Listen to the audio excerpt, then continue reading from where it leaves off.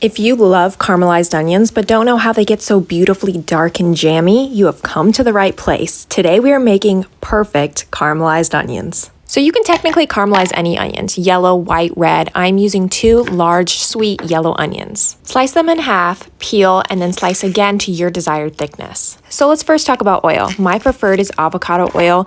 You can use whatever you like as long as it's safe at higher temperatures. I added about a tablespoon, maybe a little more, of avocado oil to the pan. Let it heat up at medium heat till it gets shimmery. Then you add in all your onions and stir so everything's evenly coated. Let it cook for 10 minutes at this heat, stirring occasionally till they start to become a little translucent. Then you can add salt on top and then turn it down to medium-low heat.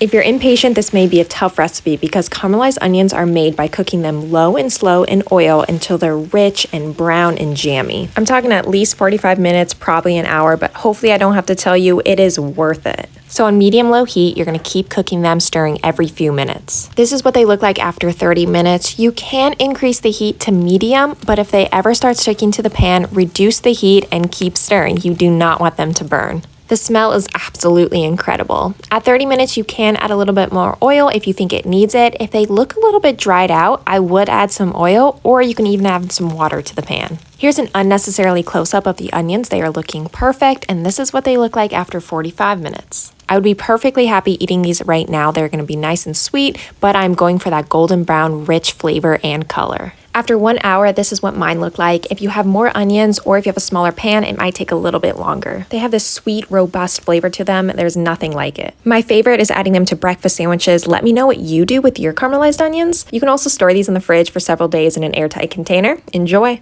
If you like this video or found it helpful, hit that like button. My name is Sarah Wollner. Welcome to my official YouTube channel for all your recipe and travel needs. Join us as we break down amazing food dishes from around the world, from simple appetizers to advanced baking techniques. Grab a snack, sit back, and drool with me. If you're feeling hungry, subscribe for more.